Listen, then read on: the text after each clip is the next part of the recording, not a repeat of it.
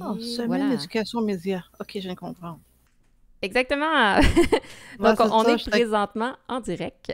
Oh, Donc, yeah. sur cette phrase, ben justement, et voilà, ben c'est super, Stéphanie, que tu nommes ça parce que, effectivement, on est tous et toutes ici réunis ce soir pour parler de jeux de rôle et médias, technologies, médias sociaux, parce qu'effectivement, c'est la semaine d'éducation aux médias.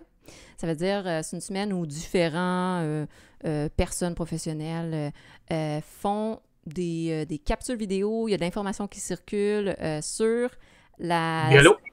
sensibilisation et la, sensi- la sensibilisation et l'utilisation des médias, notamment le téléphone cellulaire, entre autres. Donc, Stéphane nous montre un bel exemple de comment on peut utiliser les médias. Bref. Donc, c'est pourquoi on est tous et toutes présentes ici ce soir pour vous parler médias et jeux de rôle. Et je pense que ça vaut vraiment la peine. Je suis vraiment contente d'avoir réussi à tous vous rejoindre.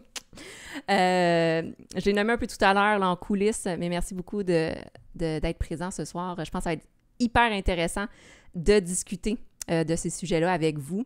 Vous êtes des MJ, des joueurs, joueuses, des personnes impliquées dans le jeu de rôle et qui utilisent les médias sociaux. Fait, je pense que ça va être très, très pertinent. Les personnes qui sont dans le chat ou qui vont nous écouter en rediffusion, n'hésitez pas à nous écrire si vous avez des questions spécifiques. On va commencer par faire un tour de table. Et moi, de la manière que je vois les choses, on va commencer par Nicolas. Donc, présenter nom, prénom, association et ton jeu préféré. Parfait. Donc, ça va être simple. Mon nom est Nicolas Savard. Je me fais connaître sous le nom du DM à cravate. Et mon jeu préféré, c'est tout simplement Fate Core. Donc, et toutes les autres dénivellations de Fate, là, mais c'est mon jeu préféré. Super. Génial. On va continuer. Puis effectivement, même moi, de mon côté, je pense que je vais faire ça. Si jamais, je ne vais pas couper mon micro à chaque fois, mais si jamais vous sentez que ma voix interrompt ou autre, n'hésitez pas à me faire un petit signe. Oui. Merci beaucoup, Nicolas. Dominique. Oui, moi c'est Dominique Marchand. Vous m'avez peut-être entendu dans le podcast Dans l'ombre du dragon, qui était spécialisé en actual play et en jeu de rôle solo. Je suis aussi concepteur de jeux dans mes temps libres. Vous pouvez trouver mes jeux sous le pseudo Omnix sur itch.io et sur la boutique du collectif Axolot, qui est axé sur les jeux accessibles, inclusifs et bienveillants. Et mon jeu préféré, ben, j'en ai plusieurs. J'aime beaucoup la variété, donc c'est un choix difficile. Mais ces derniers temps, j'aime beaucoup les jeux comme Brindlewood Bay qui proposent des enquêtes émergentes. Stéphanie pourra le dire parce qu'elle a joué dans une partie de Public Access que j'ai proposé à Draconis récemment, justement, dans ce genre-là. Génial. Fait que, il y a différents styles de jeux. Des fois, c'est difficile de choisir quel est son jeu préféré. À mon tour, je me présente. Mon nom, c'est Elsa de la plateforme Ludipsy. Mon jeu préféré... Oh, c'est une bonne question. Mais ces temps-ci, je dois dire que... J'avais même pas réfléchi. Ces temps-ci, je dois dire que mon jeu préféré, c'est le premier jeu que j'ai réussi à animer en tant que meneuse de jeu. C'est Dot Dungeon, qui est un... que vous connaissez ici. Il y en a la moitié qui connaissent, au moins, j'espère. Que j'ai découvert dans un bundle que j'ai essayé de maîtriser le mieux possible. Je vous invite à le découvrir, il est très intéressant. Marc, à toi.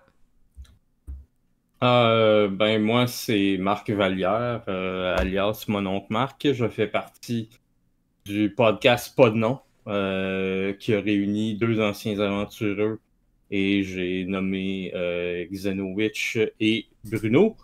Nous sommes un podcast de discussion et d'actual play à propos du jeu de rôle sur table, particulièrement en ligne, et avec une emphase sur les jeux à narration partagée. Peut-être avec une petite préférence sur les jeux propulsés par l'apocalypse. Un style de jeu effectivement vraiment intéressant. Là, c'est mon opinion. Stéphane. Bonjour, moi c'est Stéphane Thériault, principalement connu pour travailler sur avec Draconis, donc un des organisateurs de Draconis. J'ai aussi un podcast, le Zen des campagnes à long terme. Ça fait quand même un bout de temps que je n'y ai pas touché. J'avais pas mal fait le tour. À part ça, je suis aussi créateur. Je suis en train de construire mon premier jeu de rôle aussi, qui s'appelle Légendes québécoises. Et c'est ça. Mon jeu préféré, j'ai pas vraiment de jeu préféré. Il y en a que j'utilise beaucoup plus que d'autres, dont GURPS, entre autres, qui est un système vieux de la vieille. Mais pour moi, le système, c'est vraiment secondaire par rapport à l'intrigue, les personnages. Puis c'est vraiment ça qui m'intéresse. Fait que un système ou l'autre, c'est comme... Si j'en trouve un bon, je vais l'utiliser.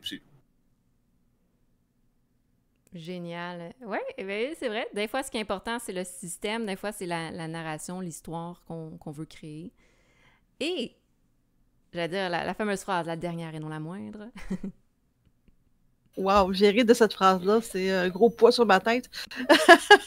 Donc, Stéphanie Gagnon, alias Zenowitch, co-organisatrice du Festival Draconis et aussi partenaire du podcast Pas de nom, podcasteuse Pas de nom, je dirais. J'aime bien ce terme, même si c'est même pas vraiment francophone. À part de ça, Stéphane apporte un bon point. C'est vrai que les systèmes, j'en ai beaucoup que j'aime, c'est sûr, mais l'histoire est quand même plus importante que le système quelquefois. Mais pour l'instant, j'aime beaucoup Masque. Pas mon favori, c'est un des tops de favoris. Ça, c'est dur d'en faire un choix. Ah! Oui, je veux la faire de Marc. Il y a Monster Hearts aussi, hein. Mais bon, OK. J'ai fini. Je suis bien en accord avec toi. Mais ça pourrait être le débat d'un podcast au complet, là. Mais c'est pas de ça qu'on va parler aujourd'hui. Tout d'abord, un petit bonjour aux personnes qui sont dans le chat. Et effectivement, il y a du bien beau monde ici. Hein? Alors, comment ça va fonctionner? Ça va être sous format de questions. Je vais lancer une question dans le groupe et chaque personne peut avoir, on s'était dit, entre 5 et 10 minutes juste pour s'assurer que tout le monde puisse parler. Je vais laisser ça ouvert. Pas besoin de faire à tour de rôle. Je pense qu'on est capable de se parler. Première question.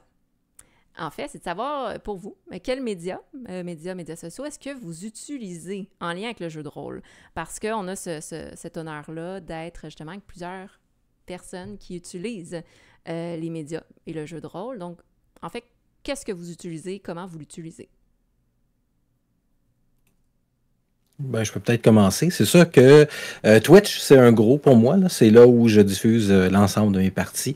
C'est même maintenant rendu difficile de penser à des jeux de rôle sans penser à Twitch. J'ai découvert l'interaction avec le monde qui était vraiment particulièrement le fun.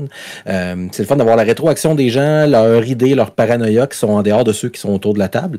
Donc, c'est comme si on avait un autre regard sur la partie qu'on est en train de présenter puis qu'on joue dedans en tant que maître de jeu et en tant que joueur. C'est sûr que Facebook a été... comme un des premiers gros. Là, je parle d'un premier gros parce que je cacherai pas, je commence à devenir vieux. Tu sais, on a commencé à une époque, plusieurs d'entre nous ont commencé à une époque où les médias sociaux n'existaient pas, Internet existait, mais c'était pas une communauté comme c'est là.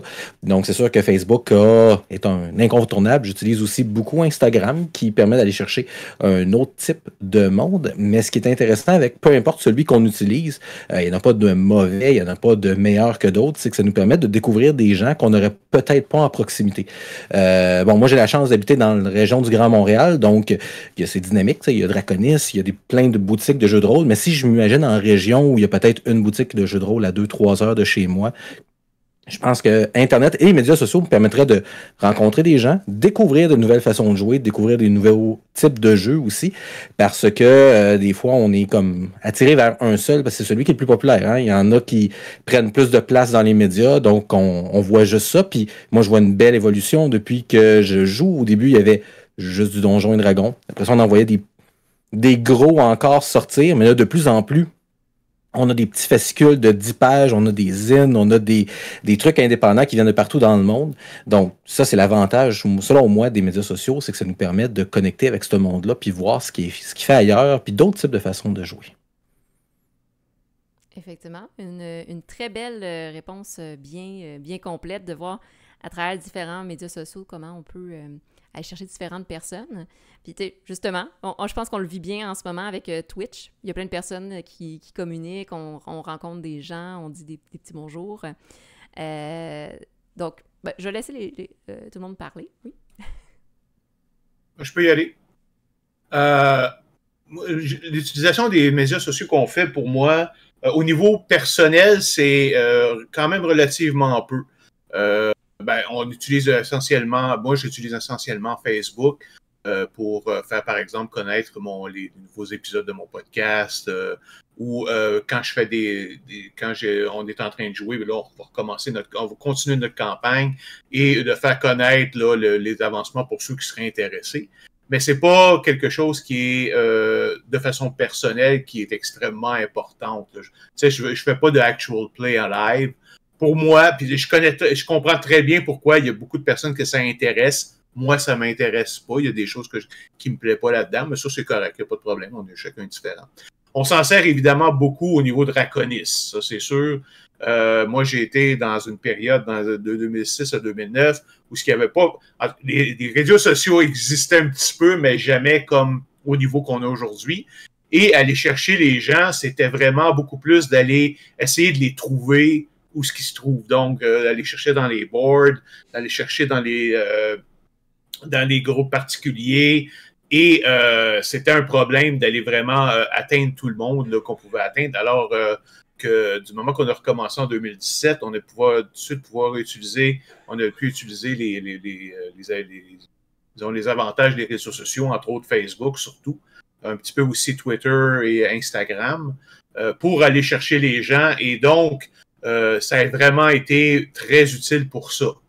Donc, on s'en sert évidemment essentiellement pour faire connaître notre festival, pour atteindre notre auditoire, aller chercher notre auditoire. On a des groupes d'intérêt à laquelle on peut s'abonner pour faire connaître, passer nos affiches, nos annonces, etc., faire connaître notre programmation. Aussi, par exemple, on a notre Discord pour pouvoir, les gens peuvent venir discuter, on va répondre à leurs questions. Donc, c'est des places faciles parce que les gens peuvent venir facilement, et aussi d'offrir des suggestions là, pour le futur. Fait que ça nous permet de faire beaucoup d'interactions avec les gens et à l'avant et après le festival pour savoir qu'est-ce qui s'est bien passé et comment on devrait faire les choses.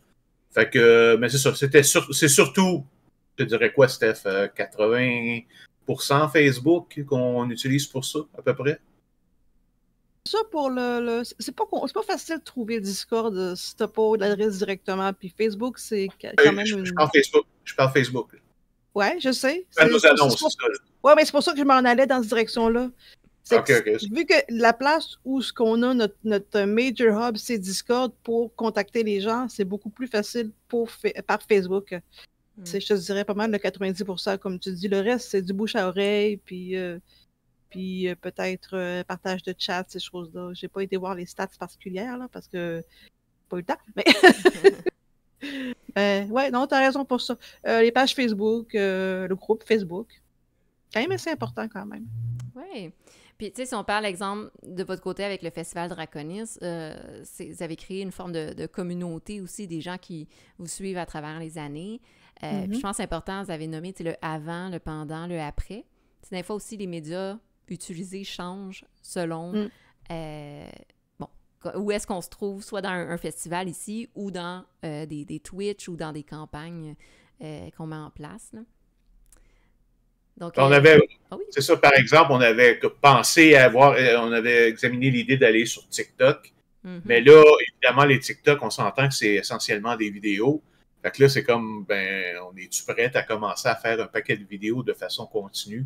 Puis là, on avait décidé finalement que pour cette année, là, c'est comme, non, c'est pas quelque chose qu'on a vraiment beaucoup de temps à faire, disons, à mettre là-dessus. Fait que, on peut peut-être regarder pour les années prochaines, mais là, comme on avait décidé délibérément de ne pas aller pour le moment sur TikTok. Il faut y penser, parce que à voir qu'est-ce qu'il y a sur TikTok, je suis pas sûre si on serait capable de produire du contenu qui serait accrochable, on va dire, qui va accrocher les gens qui sont sur TikTok, puis leur façon de consommer les vidéos.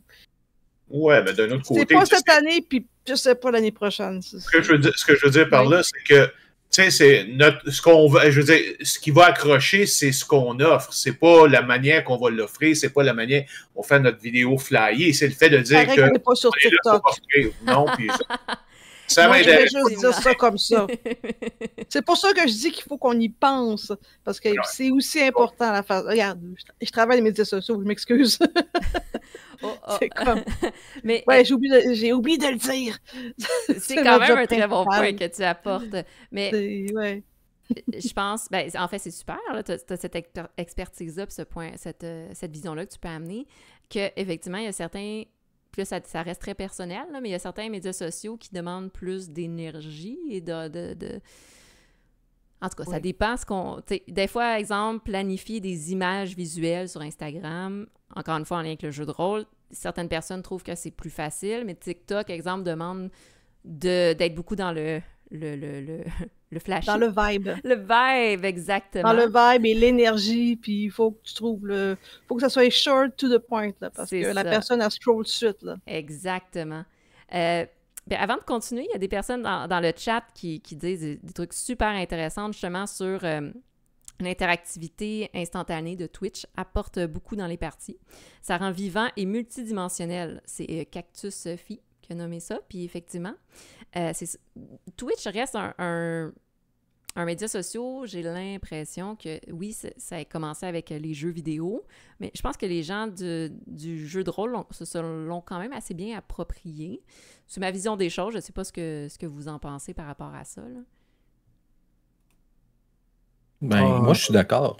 C'est sûr qu'il y a toutes sortes de choses qui se trouvent sur Twitch comme dans tous les médias sociaux. Il va autant avoir des gens qui vont faire de la psychologie, il y a des gens qui vont faire des tables en bois comme la quête du bois, il va y avoir des gens qui vont juste être en bikini dans des piscines, mais il y a aussi des gens qui vont faire des jeux de rôle.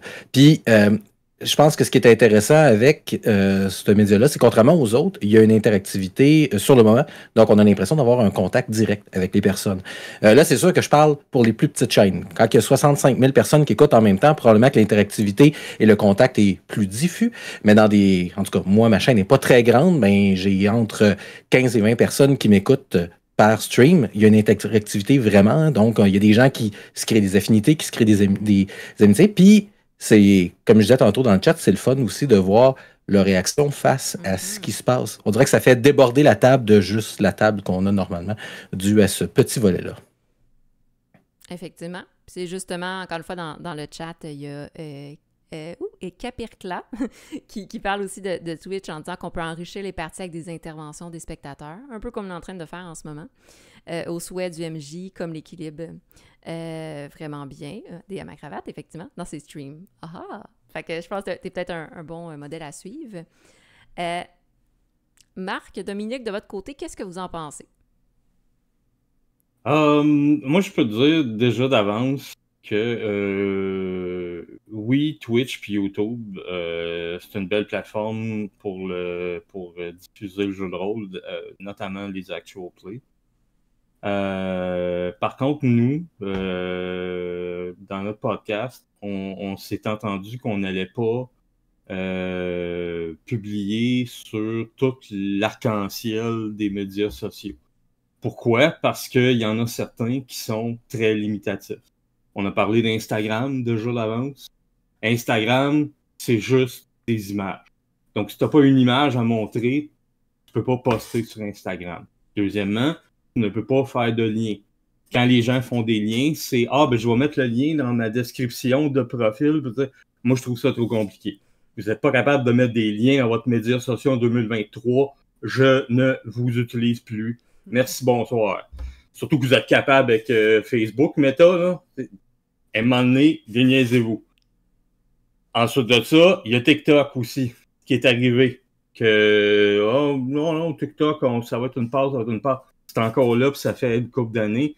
Puis la preuve, il y en a un ici, DM à cravate, qui a fait des belles petites vidéos sur TikTok. Je lève un pouce, je lève ma casquette. Mais encore là, je trouve ça limitatif. Pourquoi? Parce que tu es dans un cadre d'actual play qui dure 2 heures, 3 heures, 4 heures. Ça veut dire du temps de plus. Faut que tu t'arrêtes, faut que tu fasses du montage, faut que tu mettes un espèce de moment fort, best-of, c'est facile avec Twitch. Mais l'affaire, c'est que le Twitch, c'est fait, ils ont fait ça en fait que c'est tu peux envoyer directement ton moment fort de Twitch sur YouTube. J'ai pas vu ça avec TikTok encore. Autrement dit, il faut que tu downloads ça sur ton ordinateur, que tu fasses ton propre montage, puis après ça, il faut que tu le mettes sur TikTok. Puis j'ai essayé de toutes sortes de façons pour TikTok. Je vais t'avouer que le format dans lequel il est présentement, s'il reste de même, moi je l'utiliserai pas. Parce qu'il est trop ciblé, il est trop limitatif. Même au niveau cellulaire, c'est une discussion que j'ai eue avec Zeno à un moment donné. Je savais même pas comment sauvegarder mes vidéos. Il était juste un peu comme avec Instagram, tu sais, des stories, là. C'est la grosse mode sur bien les médias sociaux, là, des mots à dit stories, là. Ouais, ben la stories, au bout de 24 heures, elle est plus là. Ah, OK, mais comment quelqu'un qui découvre ta chaîne, là, 2 mois après, il fait comment pour voir ta vidéo que t'as faite? Si tout ce que tu peux faire, c'est des mots à dit stories. Ben, je sais pas, c'est pas pour moi dans ce cas-là. Moi, je vais aller ailleurs. Déjà que YouTube, en plus, ils ont YouTube Shorts. Je suis comme, je sais pas. Appelez-moi vieux autant que vous voulez, mais pour moi, il y a des médias sociaux que je suis comme, non. Puis pour ce qui est du reste, ben, comme le dit Xeno, Discord est là pour faire vivre la communauté. Discord a remplacé un peu ce que Google Plus était à l'époque pour la communauté du jeu de rôle sur table. C'était beaucoup là qui était. Quand on a commencé les aventureux, moi, Étienne et Philippe, à l'époque, on était un des premiers podcasts de jeux de rôle au Québec. Google Plus venait juste là, de fermer ou était sur le point, là, vraiment. Là. Puis je me souviens qu'à l'époque, on se demandait, mais où est-ce qu'on va publier? Puis en bout de ligne, on va prendre Facebook parce que tout le monde est là, mais on se rend compte qu'aujourd'hui, ben là, Twitter, je suis plus sûr, ça me tente de publier là. Facebook, avec toute l'affaire avec le gouvernement canadien puis l'interdiction de publier des nouvelles, je suis pas sûr que ça me tente de les encourager. Meta, là, là, je sais plus trop. Fait que oui, Discord, à mon avis, s'en vient à être...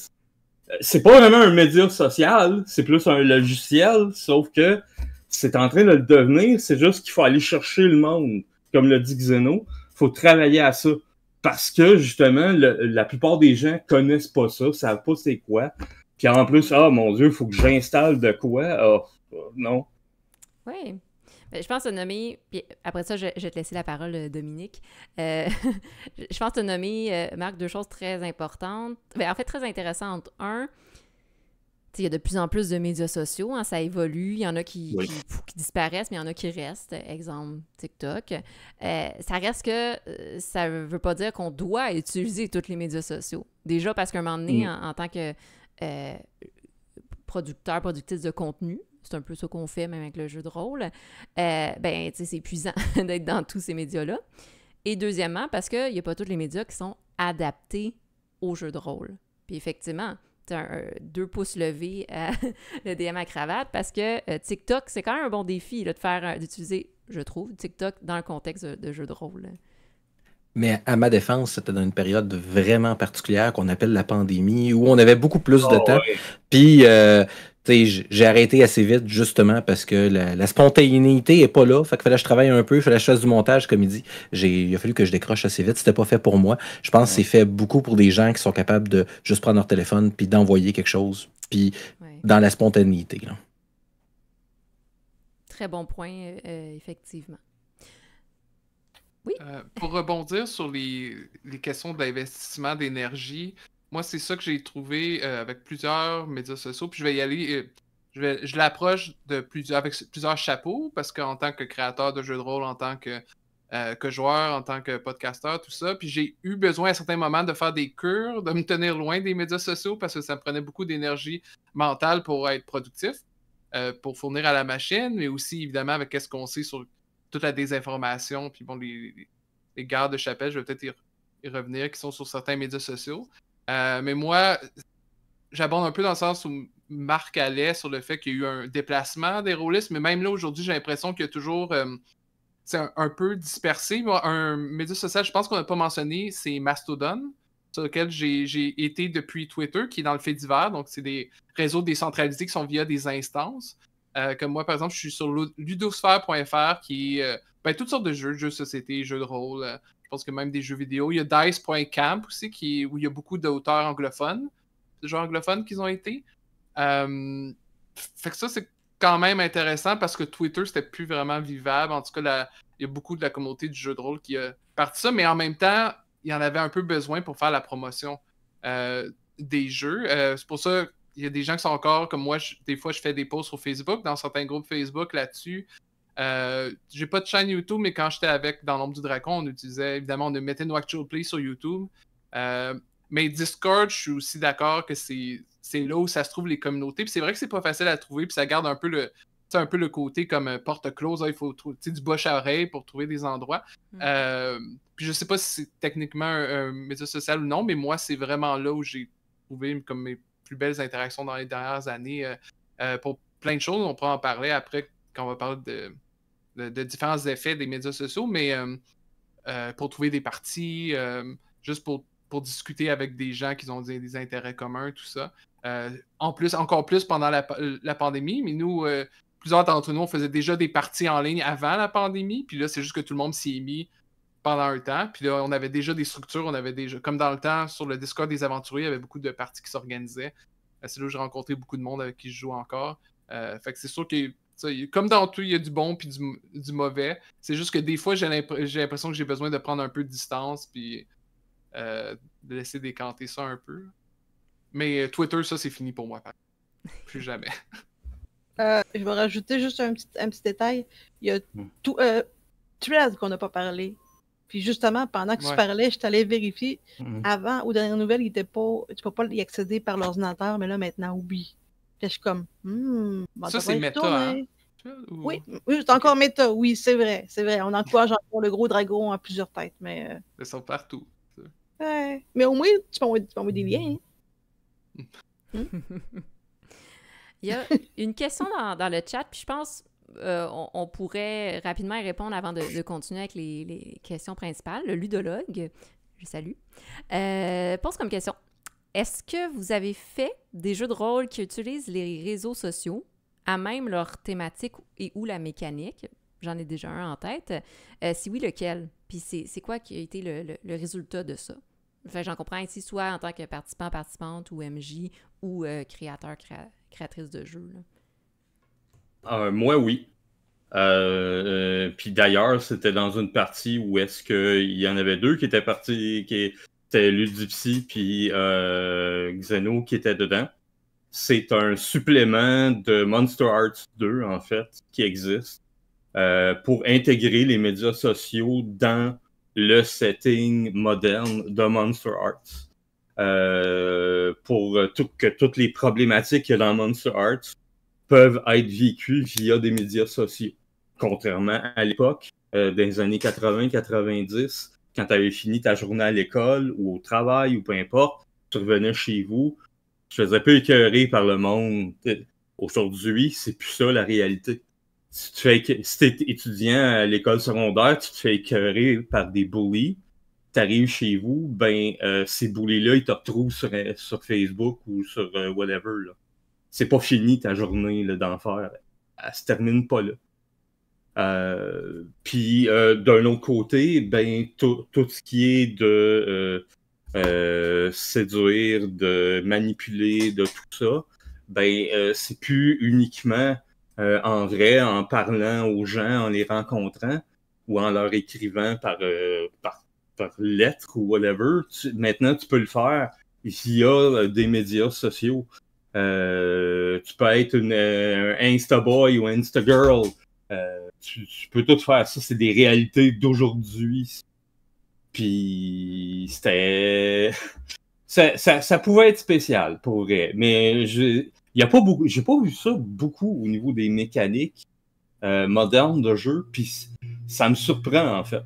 Parce que je trouve que ça fait partie de nos vies Je suis même prêt à dire que l'humanité a vraiment changé le plus dans les 20 dernières années avec l'apparition des médias sociaux. Alice is Missing, c'en est pas un, ça? Oui, Ouais. c'est celui que j'avais en tête, effectivement. Oui, Ouais. aussi. J'en connais un. Ouais, j'en ai connu un que j'ai déjà essayé une fois, ça s'appelait Viewscream. C'est Oh. un jeu d'horreur qui se passe en général dans un vaisseau spatial. Mais ce qui arrive, c'est que chacun des joueurs ou des joueuses tient un rôle dans l'équipage et il arrive quelque chose et chacun des personnes est isolé, ne peut plus. Il y a quelque chose qui est arrivé, les couloirs se sont remplis, se sont bouchés, sont cassés, whatever, il y a quelque chose qui est arrivé. Et chacun est isolé. Et la seule manière qu'ils ont de communiquer avec les autres, c'est justement via en ligne. Donc, par exemple, si on joue sur Discord, donc les gens peuvent contacter via Discord, se parler entre eux autres et peuvent s'aider. Chacun a des objectifs pour survivre et les autres peuvent les aider. Mais évidemment, on s'entend que c'est ça, les règles, c'est vraiment très large et très, très, très haut niveau. Il n'y a vraiment rien de détaillé. Mais le principe est fait que les gens ne peuvent pas se rencontrer en personne et donc doivent essayer de collaborer à distance via des réseaux sociaux, comme je disais, Discord ou une communication sur Messenger, Facebook et tout ça. Là, j'ai essayé une fois, je veux l'essayer je veux l'offrir de nouveau, mettre peut-être au Draconis d'autres en ligne, mais j'avais bien aimé ça la seule fois que j'avais joué. OK. Le ludologue dit qu'il a déjà essayé, il voulait en connaître d'autres. Est-ce qu'il en existe d'autres à explorer? Je sais qu'il y en a un autre. Il y en a un autre que j'ai trouvé sur Itch.io, mais je cherche le nom en ce moment, là. Qui est un peu comme celui qui a Viewscream. Un peu comme Viewscream, dans un autre très semblable, mais je pense que la mécanique est très semblable, d'ailleurs. Je vais le trouver. Oui, parce que en fait, la mécanique, c'est très générique, puis tu pourrais l'appliquer à peu près n'importe quel genre de jeu, là, on s'entend. Là. Je suis fière de réfléchir. Puis, excuse-moi Stéphane, je vais réfléchir, puis on pourrait aller avec la deuxième question, puis je laisserai peut-être commencer Nicolas, DM à cravate, vu qu'il doit partir bientôt. Deuxième question étant, quels sont les impacts positifs et négatifs ou négatifs de l'utilisation des médias? C'est dans le contexte du jeu de rôle que vous observez, vous ressentez. Au niveau positif, il y en a quand même quelques-uns, puis chaque positif, il y a son négatif qui vient avec, c'est-à-dire que j'ai pu rencontrer des personnes merveilleuses grâce à ça. Ça arrive des fois que je vois du monde qui sont constamment, par exemple, sur Twitch, puis qui participent aux parties, puis une fois de temps en temps, là, ils se ramassent sur notre Discord, puis après ça, je dis, hey, si ça te tente d'essayer, on peut essayer, puis là, ils se greffent sur une partie, puis ils deviennent des joueurs réguliers ou semi-réguliers, mais ils prennent une part active dans la communauté. Il y a le côté négatif aussi, c'est que des fois, il y a des termes pour ça, on a des trolls, donc il y a des gens qui vont venir pour tenter de faire dérailler la partie, pour faire des commentaires qui peut-être que de leur côté ne se rendent pas compte de l'impact qu'il peut avoir, mais il peut avoir un impact réel sur autant le créateur de contenu que les autres qui participent à ça. Que ce soit l'utilisation des règles, comment tu es habillé, de la façon que tu parles, de quoi tu as l'air à l'écran. Il y a ce côté-là aussi qui peut être problématique parce que tu t'exposes, veux pas.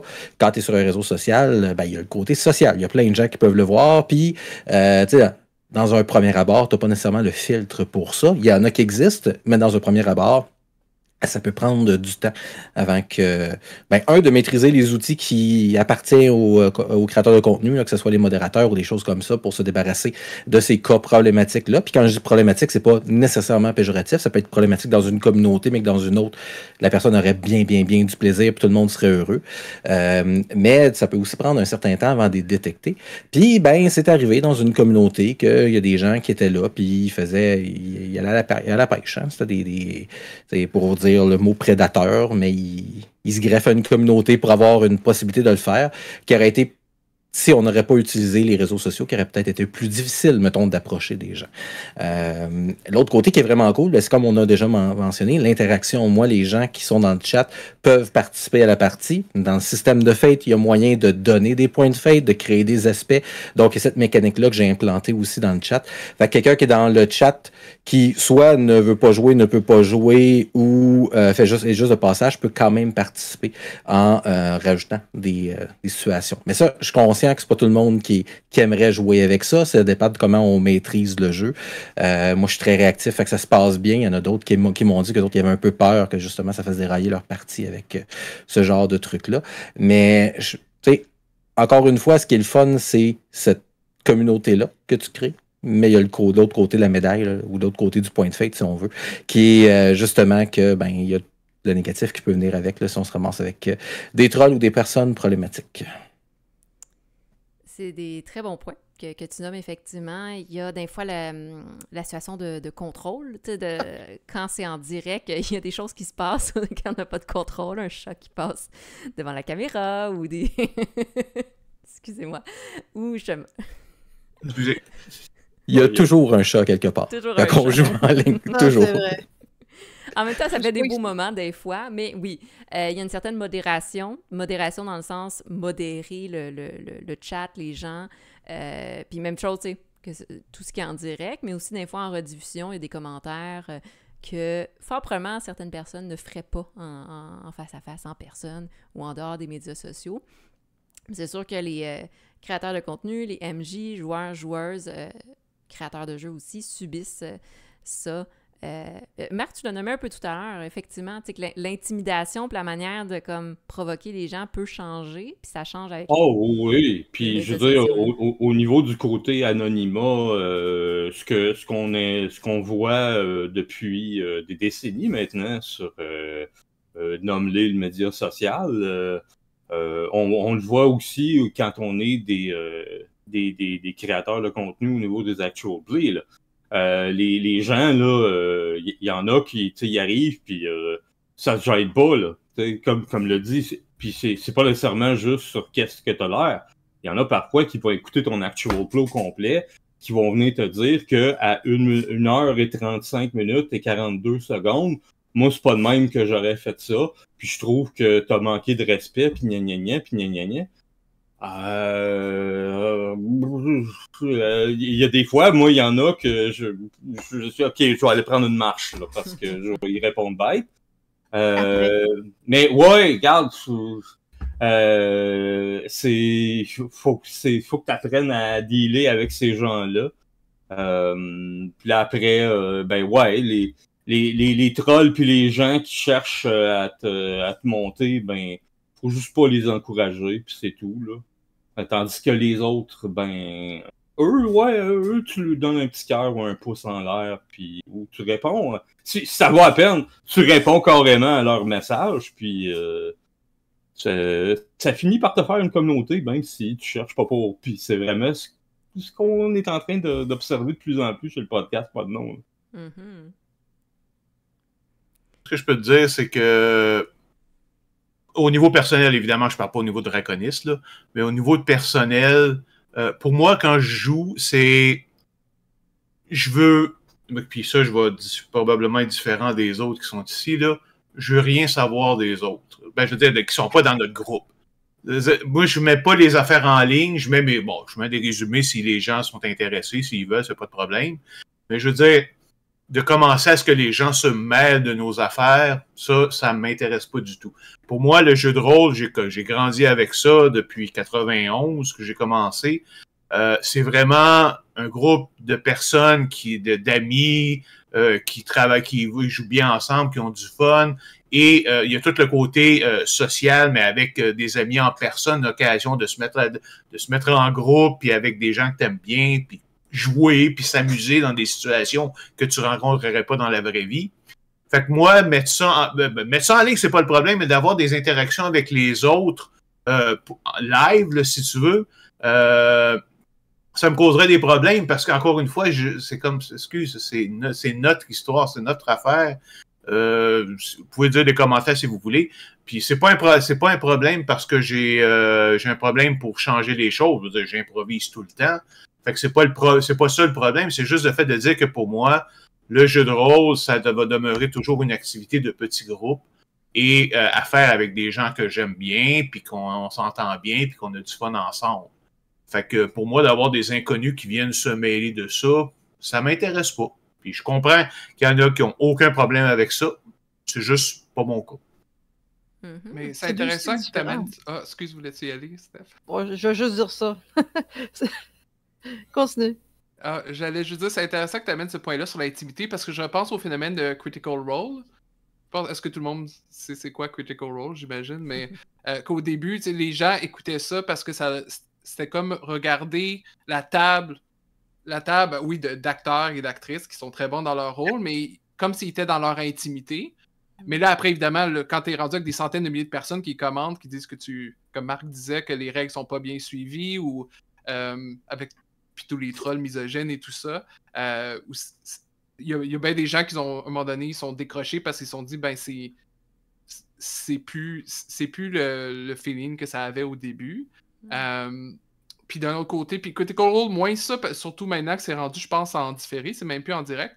Mais des fois, une critique qui est amenée par rapport au Actual Play sur Twitch en direct, c'est justement la perte de l'immersion. Ça, j'ai entendu ça souvent, que justement à cause de la participation du public, tu sais, des fois, offrir des cadeaux au milieu ou tout ça, ça peut, ou l'influence qu'il peut avoir sur la partie. Il y a certaines personnes qui cherchent spécifiquement l'immersion dans le jeu de rôle, puis ça les sort de ça. Puis c'est pas pour contredire Nicolas, c'est vraiment juste une perspective différente. Il y a des gens qui regardent, il y a différentes raisons de regarder d'Actual Play, il y a différentes raisons de jouer à des jeux de rôle. Il y a différents feelings, tu sais, le bon vieux Beer and Pretzels type game, il y en a d'autres qui sont vraiment comme en personnage. Fait que tout ça, pour certaines personnes, ça peut peut-être les éloigner, puis je comprends ça. Puis des fois, parfois, les règles prennent le bord, puis il y a d'autres gens que qu'est-ce qu'ils veulent, c'est vraiment voir les règles, apprendre, tu sais, comment les jeux se font, puis après dire, ouais, mais ils ont même pas roulé. Tu sais, ils devaient rouler à ce moment-là. Fait que, selon moi, ça dépend vraiment de ce qu'on cherche.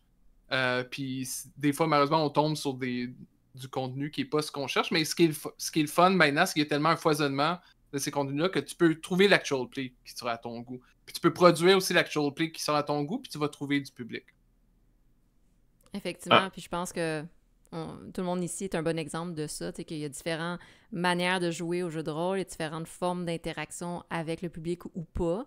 Mais c'est effectivement intéressant, là, cette différence-là dans le contexte de l'immersion puis dans le contexte de l'interactivité aussi. J'aime bien ce que Stéphane t'a nommé par rapport au fait intime, puis effectivement, Critical Role, c'est un bon exemple de ça où ça a fait totalement l'effet inverse. Hein? Parce que quand on parle d'un jeu intime, on veut un safe space, un espace sécuritaire. Puis là, des fois, ça se transforme à l'inverse. Puis là, l'immersion devient plus agréable ou le jeu devient... on parlait de misogynie, là, c'est entre autres une des choses qui peut arriver. Là.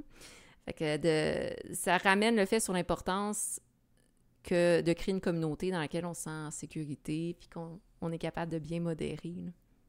Il y a juste un point que j'aimerais juste ajouter sur Critical Role, parce que Dominique est venu là-dessus, parce que je l'avais dans mes points un peu plus tard, mais je peux en parler tout de suite. C'est que j'ai eu plusieurs commentaires comme quoi, évidemment, Critical Role, effectivement, a aidé beaucoup à populariser le jeu de rôle là, pour que les gens comprennent ce que c'est. Mais en même temps, étant donné que c'est des gens, des professionnels, des voice actors, donc ils sont capables de faire des voix, ils sont généralement bons, sont des bons acteurs et tout ça, les actrices et tout ça. Et ils amènent une attente pour certains joueurs quand ils vont commencer à jouer. Ils vont s'attendre à ce que leur maître de jeu et les autres agissent de cette façon-là. Alors que, ben là, non, moi, je suis pas capable de faire plein de voix, là. C'est comme, j'ai ma voix, je peux essayer de changer mes intonations, une petite affaire ici, une petite affaire là, mais non, je suis pas capable de, comme, plonger, là, dans des personnages complètement différents, surtout comme maître de jeu, parce que tu dois en faire plusieurs, en général. Non, je suis pas capable de faire ça, puis j'ai d'autres choses à faire dans mes affaires que de s'occuper de cet aspect-là. Puis il y en a qui disaient qu'il y avait eu des problèmes avec certains joueurs qui ont lâché parce que c'était pas la même chose que Critical Role. Ouais, ça a un nom, je pense que c'est l'effet Matt Mercer. Oui, exactement. Discuté dans les forums. Oh, wow, ok, c'est intéressant. Ouais, il a été bien populaire à la sortie. Là, on commence à voir que les gens s'émancipent de l'effet Matt Mercer. Là. Mais pendant un bout, Exactement, mais il y en a eu d'autres. C'est sûr que c'est le premier d'envergure. Là, il y en a plein. Il y a Dimension 20, il y en a un paquet, même des proches ici, là, avec Coup Critique, des trucs comme ça. Fait que les gens voient d'autres façons de faire, mais pendant un moment donné, effectivement, tout le monde voulait que tout le monde soit des voice actors, autant en tant que joueur que maître de jeu. C'est pas la réalité. Leur produit du début, là, comme t'as dit, Dominique, était quelque chose, puis leur produit maintenant, c'est autre chose complètement. Il y a une grosse machine en arrière de ça. C'est normal qu'il y ait des moments qui soient rehearsed pour ça. C'est une grosse machine à cash. Ils ont des produits et tout le kit. C'est un peu comme quand tu mets un spectacle, tu veux que tout soit fine-tuné pour éviter que ça tombe. Si eux autres tombent, ils perdent de l'argent. Ils veulent pas perdre de l'argent. C'est leur gagne-pain. Ce qui n'est pas le cas de nous autres, en général. Fait que, les gens ont pas nécessairement les mêmes attentes, mais ils viennent pas chercher les mêmes choses.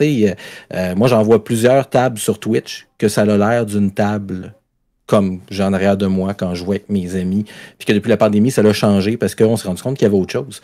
Mais au début, c'est le même contexte, là. C'est-à-dire une fois de temps en temps, il y a quelqu'un qui se lève puis qui passe devant la caméra, puis il s'en va aux toilettes, puis il mange des chips pendant qu'il parle.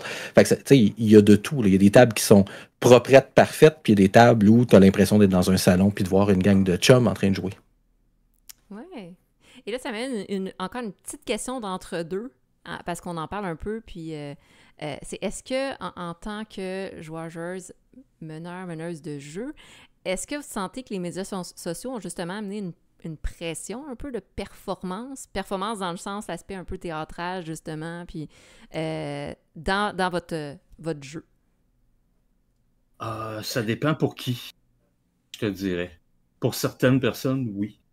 Puis c'est pour ça que bien souvent, quand j'ai des invités, moi je veux les rassurer déjà au départ. T'es pas là pour t'es pas là pour devenir la prochaine star, là.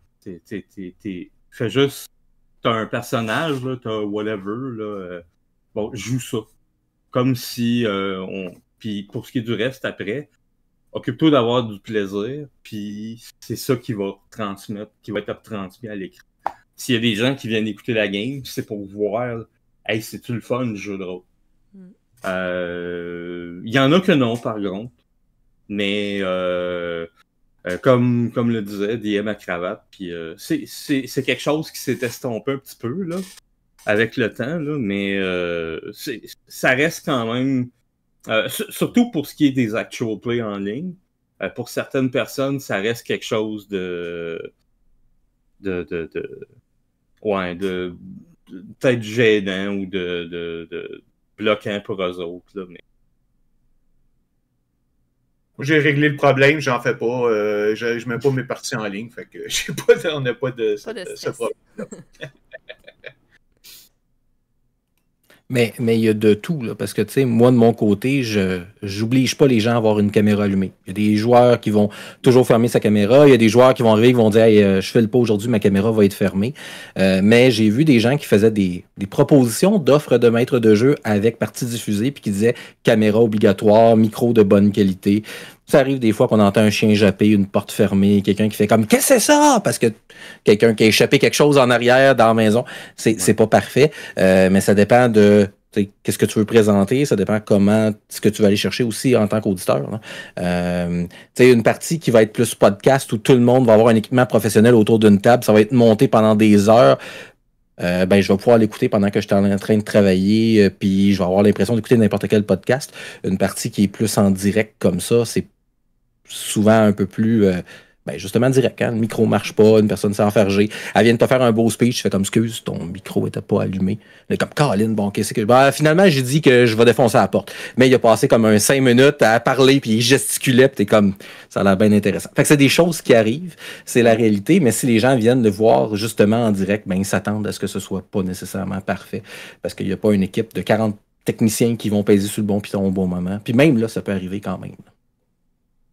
Moi, je vais vous laisser pendant ce temps-là, parce que parlant d'Actual Play, je vais justement aller en faire un. Donc, je vous souhaite une bonne continuité. Puis, merci beaucoup de l'opportunité. Bonne soirée. Salut. OK. Ça, c'est un aspect, par exemple, sur ce qu'il disait justement, c'est que moi, quand je joue, je veux me concentrer uniquement sur le jeu.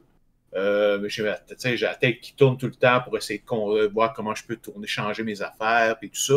Je veux pas m'occuper d'autres choses. Je veux pas m'occuper de pas oublier de presser le bouton au bon moment.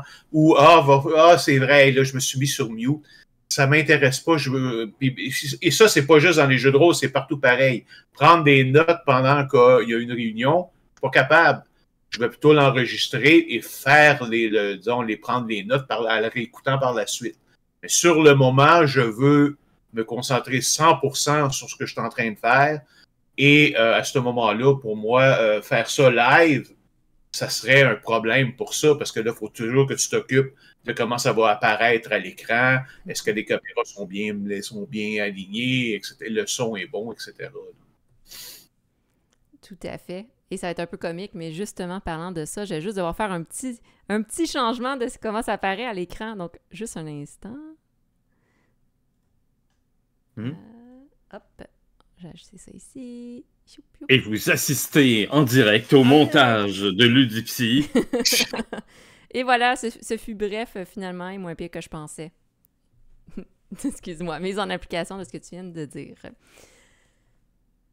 OK. Bon, on peut aller avec tout le monde a parlé des impacts positifs et négatifs. Est-ce qu'il y avait des choses que vous vouliez ajouter? Les aspects positifs pour le festival, ça a été essentiellement de pouvoir nous donner un lien, comme je te disais tantôt, à la communauté, d'aller chercher, de devenir une place où ce que les gens vont pouvoir se rassembler et donc pouvoir leur communiquer de tout ce qui arrive avec le festival, là. Comme je disais, je faisais la mention qu'avant, dans les premières éditions, dans les années 2000, avant les années 2010, c'était loin d'être aussi bon et les réseaux sociaux aussi forts et on avait vraiment un problème d'aller chercher les gens. Ça nous donne vraiment des places pour aller les chercher. Même chose pour trouver des joueurs. Encore une fois, c'était toujours un problème quand quelqu'un de nouveau voulait essayer, c'était de trouver un nouveau groupe. Ben là, OK, je vais aller mettre un petit message sur le board à mon magasin de jeux. Est-ce qu'il y en a qui vont le trouver? Est-ce qu'il y en a qui vont avoir de la place? Peut-être, je ne sais pas, je vais l'essayer. Et là, avec ça, les réseaux sociaux permettent justement de trouver des groupes, là, puis former des nouveaux groupes beaucoup plus facilement, là, ça c'est sûr. Une des choses que j'avais notées aussi, c'est l'organisation puis la participation des journées d'initiation. Dans le temps, comme il y avait à la récréation, souvent, ils organisaient des journées je pense peut-être à tous les 3 mois, journées d'initiation au jeu de rôle. Et là, ils nous invitaient via les réseaux sociaux à participer, à aller offrir une partie. Donc, puis c'est toujours le fun d'aller faire jouer quelqu'un pour la première fois, là. Fait que ça, c'est toutes des choses. Au niveau personnel, je l'utilise essentiellement juste pour communiquer avec mes gens, avec mes groupes. À part ça, là, c'est à peu près tout. Puis sur les questions de communauté, si je peux rapidement, aussi pour la création de jeux de rôle, moi, c'est quelque chose que je n'avais pas vraiment fait avant Discord, peut-être un peu sur Facebook, mais vraiment avoir des discussions avec d'autres créateurs, créatrices de jeux de rôle, puis s'échanger des idées, puis faire des essais. Il y a plein de petites communautés autour de différents types de pratiques, par exemple, des communautés autour du jeu de rôle solo, par exemple, ou des jeux de rôle plus indépendants. Même chose si vous voulez, je sais pas, faire des hacks de Donjons Dragons ou faire du matériel pour Donjons Dragons, il y a des communautés pour ça aussi. Fait que de trouver son monde, puis de pouvoir avoir du public, peu importe quelles sont vos préférences en jeu. Ça aussi, c'est quelque chose que je trouve qui est le fun, particulièrement avec Discord. Je dis pas que c'est le seul endroit où on peut avoir des sentiments de communauté, mais disons que sur Twitter et même Facebook, je trouve que les discussions sont rarement très profondes, puis ils ont tendance à virer en conflit de chapelle. Et même sur Facebook où les gens sont pas anonymes, pourtant les gens disent des grossièretés, se font bannir des groupes Facebook, puis créer des nouveaux groupes pour parler contre les gens du premier groupe. Ah, excuse. C'est discutable pour le pas anonyme, et continue. Oui, ben c'est sûr que tu peux créer des faux comptes, tout ça, mais les gens, mais c'est fou comment les gens disent des. Tu sais, c'est en dehors du contexte du jeu de rôle nécessairement, mais ils disent des menaces de mort avec leur vrai nom. Là. Il y a eu des. D'ailleurs, ça, c'est illégal. Il y a des poursuites qui ont été faites dans les dernières années au Québec là-dessus. Mais même dans le monde des jeux de rôle, évidemment, malheureusement, ça arrive aussi. Puis des fois, pour des choses, tu sais, vos préférences en jeu de rôle ne devraient pas vous amener à vous entretuer. Là. Fait que généralement, dans les communautés Discord, j'ai tendance à trouver plus de de compréhension puis d'empathie parce que les gens bâtissent des relations puis ils restent là à plus long terme puis ils discutent. Ben, je suis d'ailleurs parti de plusieurs groupes majeurs Facebook parce que je trouvais que la modération laissait à désirer bien souvent. Je comprends que des gens peuvent ne pas avoir la même opinion, mais quand ça vient le temps de descendre quelqu'un parce qu'il préfère un jeu à un autre, mon avis, il y a de la modération à faire, au moins un avertissement. Quand ça, c'est pas fait, que c'est comme bah c'est pas grave, on a qu'à avoir la couenne un peu plus dure. Non. Fais ta job, s'il te plaît. Il y a comme 1500 personnes ici, là. Si t'es pas grave de faire ta job, moi je m'en vais. Simple que ça. Puis ça, c'est parce que ça fait longtemps que j'en ai fait de la modération depuis la bonne vieille époque de MIRC. Fait que quand je jouais de la modération qui laisse à désirer, ça me pionnait. Sincèrement, j'aime pas ça. Puis c'est pour ça que j'ai trouvé plus mon compte sur Discord. Ouais. Vas-y, Steph.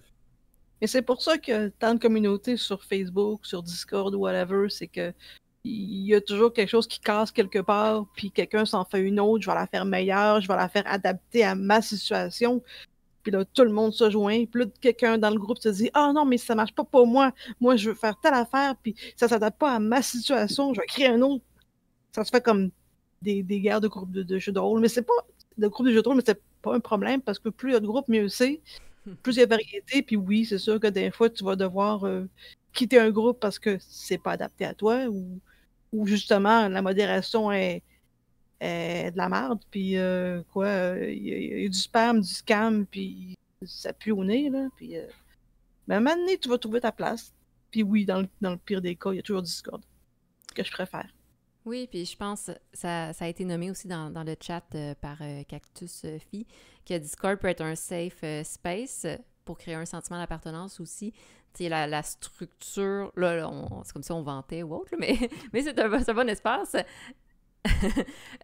Justement, il y a l'aspect, vous l'avez tous nommé, mais il y a l'aspect de modération, puis de pouvoir mieux gérer, contrôler l'environnement sécuritaire des participants de la communauté. Là. Puis on s'entend... Pour que le safe space soit efficace, il faut que la modération soit là. Il faut des règles claires. C'est ça, il faut que les règles soient claires également. Puis qu'on demande aux gens de lire les règles puis de les accepter. Oui. Ben, c'est intéressant parce que ça amène justement à la dernière question qui est, avez-vous des conseils à suggérer avec votre expérience sur l'utilisation justement des médias sociaux? Là, vous venez d'en nommer quelques-uns, entre autres par rapport à Discord. Je pense, Stéphanie, je pense pouvoir... Je vais starter pour celle-là parce que les groupes Facebook, je m'y connais. Ouais, si vous faites un groupe Facebook, là, vous pouvez le laisser ouvert pendant un certain temps, mais switcher fermé. Puis avec des questions claires pour justement déterminer est-ce que les gens acceptent les règles, est-ce que... C'est un peu comme pour Discord, justement, là, parce que souvent on a ça, un petit truc qu'il faut cliquer, clic, pour dire « Ah, j'ai tout lu et j'accepte ». Ben, c'est la même chose. Il y a une façon de le faire dans les groupes Facebook fermés, justement, où tu mets tes règles et tu dis aux gens « OK, dites oui, dites non, dites oui ». Ben, vous répondez, là, honnêtement, là, quand même, là, puis ça permet justement de mettre une petite barrière de sécurité. Il y a même une façon de le faire automatisé aussi, avec des questions qui sont des facteurs qui sont déterminants, genre, OK, il faut que la personne ait sa page Facebook, que son profil Facebook ait 1 an et plus, ou il faut pas qu'elle ait été bannie d'autres groupes, genre, c'est super cool, mais il faut que tu fouilles dans les settings pour ça, là, mais oui, groupe fermé all the way, puis faites attention à vos critères avant d'accepter les gens, puis ça devrait être correct d'avoir une communauté qui a au moins un repas de Camar du Nicaragua, je sais pas, au minimum. Ben, j'en comprends. Peut-être une tendance au départ, c'est de vouloir avoir le plus de gens possible sur son groupe. Donc, on met ça très ouvert. Oui. Mais ça devient nuisible, j'en comprends. Là. Oui, parce que si tu laisses ça ouvert, c'est comme n'importe qui va y aller. Puis bon, sûrement pas toutes des gens qui sont recommandables. Là. Il y en a des gens qui sont là pour faire... Ils ont été bannis de 3-4 groupes, puis c'est juste parce qu'ils font... qui chialent sur les gens. « Oh, il y a une fille dans le groupe, j'aime pas ça! » On veut des noms. Non, s'il te plaît. Non, mais j'ai juste sorti ça comme facteur whatever random. Là. Mais ouais, c'est... On veut tous être populaires. On veut que un groupe soit populaire, mais des fois, il faut résister à l'envie de le laisser ouvert puis de le laisser grandir sans aucun contrôle. C'est le fun de mettre une petite barrière, pas haute à monter, mais juste assez pour dire « OK, c'est beau, je vérifie que tu es une personne humaine, que tu n'es pas une page qui a été créée il y a 24 heures puis qui va juste spammer ma page d'annonces porno pendant la première heure, genre. » Genre. J'en comprends, c'est par expérience, c'est des choses que tu as déjà vues. Exactement, mais... Et voilà. À peu près, ouais. C'est une bonne affaire. C'est très... Puis Discord, mais bon. Très bon. Parce qu'il fallait que je le rajoute. Moi j'en ai pris en note quelques-uns. C'est plus dirigé vers, mettons, vous voulez commencer un nouveau groupe, une nouvelle campagne. Est-ce que vous devriez mettre ça sur Facebook ou en ligne? C'est plus dans cet aspect-là que j'ai des conseils d'utilisation et tout ça. Le premier que je dirais, c'est, OK, pensez vraiment, est-ce que vous voulez vraiment le faire? Parce que ça va vous demander des efforts. Ça va demander, je parlais tout à l'heure au niveau de la technique. Ça va vous demander des efforts pour faire si vous voulez faire des actual play, par exemple, il faut faire le settings. Souvent, si vous voulez jouer en ligne, il faut que vous preniez des outils, ça va vous prendre des maps à créer et tout ça. Est-ce que vous êtes prêt vraiment à le faire? Est-ce que vous pensez vraiment, est-ce que vous avez l'intérêt de faire toutes ces choses-là? Parce que ça va vous demander de l'effort, comme je disais, et du temps, et donc de beaucoup de préparation. Donc, pensez-y vraiment si c'est quelque chose qui vous intéresse. Si c'est, parce que moi, l'idée, c'est de dire, moi, quand je veux jouer, c'est parce que je veux jouer. C'est ça, c'est 95% de mon intérêt, c'est le déroulement de la partie, avec les joueurs, avec mes joueuses, avec l'histoire, les personnages et tout ça. Et à ce moment-là, si c'est ça qui est essentiel pour vous, ben, c'est peut-être pas nécessaire de mettre tout ça en ligne. Moi, ce que je fais, par exemple, je me contente de dire, évidemment, il faut que je fasse des résumés, vu que je fais des campagnes à long terme, il faut que je fasse des résumés pour mes joueurs de toute façon, pour qu'ils puissent s'en rappeler. Ben là, je les fais juste un peu plus beaux, un peu mieux écrits, pour pouvoir les mettre aussi disponibles sur un site, sur un petit site web. Et là, je vais les publier sur Facebook pour pouvoir, s'il y en a qui sont intéressés, mais j'aurai à le faire de toute façon. Peut-être pas aussi bien, mais j'aurai quand même à le faire d'une façon. Fait que je me rajoute pas beaucoup de travail. Tu sais. Autrement dit, j'ai déjà beaucoup de travail à faire mes campagnes, à les penser et à faire des préparations pour la partie, que j'ai pas envie de faire des préparations supplémentaires pour mettre ça en ligne, si tu veux. Par contre, il y en a encore une fois, si c'est important pour vous, c'est parfait, j'ai aucun problème avec ça. Faites juste comprendre que ça demande du travail, ça demande de la présentation. Fait que, essayez de voir avec vous si ça vaut la peine ou pas. Est-ce que vous maîtrisez bien la technique des enregistrements et tout ça? Parce qu'évidemment, les premières fois, si vous n'êtes pas habitué, ben là, vous allez vous tromper, vous allez paniquer un petit peu, peser sur le mauvais piton et tout ça. Et ça va arriver tout le temps. On s'entend, là, même si ça fait 2 ans que vous faites des rencontres en ligne, là, il y a encore quelqu'un qui va encore oublier de se démuter quand il va vouloir parler. Fait que c'est à peu près ça. Pour moi, le jeu, là, ce qui est important, c'est la séance de jeu. Le reste, c'est juste du bonus que tu peux offrir aux gens. Et dites-vous, c'est ça, faites votre propre point de vue personnel, établissez ce qui est important pour vous et mettez vos efforts en fonction de ça. Tu soulèves un point, je pense, très intéressant qui est quand on utilise les médias sociaux dans le contexte du jeu de rôle, ben, ça reste que généralement l'essence, la base, c'est le jeu. Fait que si les médias deviennent plus importants que la partie ou le jeu de rôle en tant que tel, Ben, tu sais, c'est de voir, est-ce que je fais la création de contenu médiatique qui parle du jeu de rôle ou est-ce que je fais du jeu de rôle que je veux rendre disponible sur certains médias.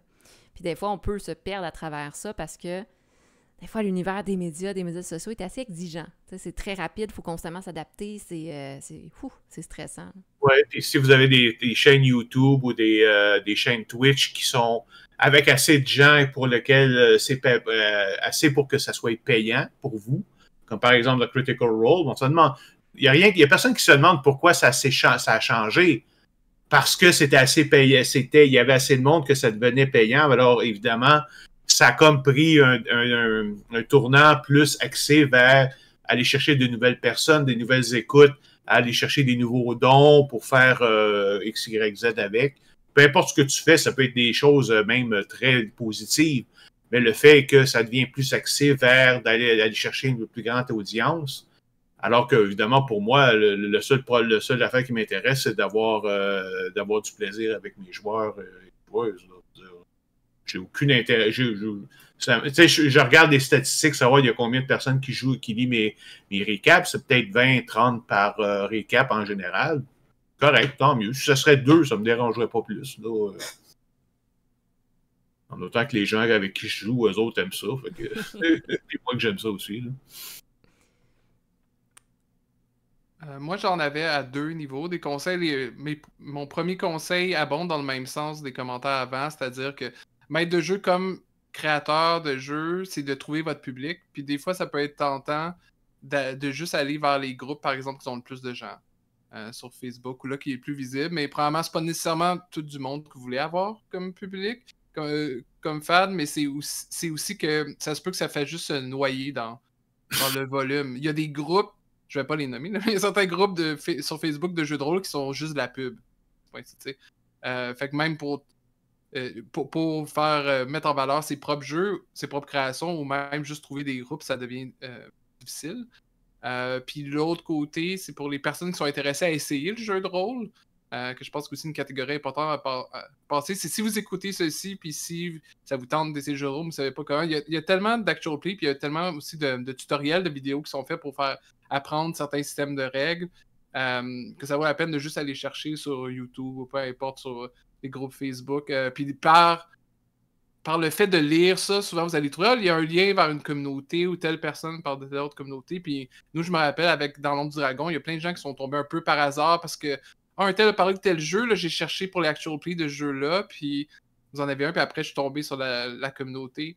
Fait que ça vaut la peine de juste faire des recherches, puis pas aussi s'arrêter encore une fois à juste les vidéos qui ont le plus de vues, puis d'essayer de trouver le feeling qu'on recherche justement. Est-ce que c'est une table, est-ce que c'est super léché, ou est-ce qu'on veut juste une table qui... Faut dire, ben moi j'aimerais ça avoir quelque chose de similaire.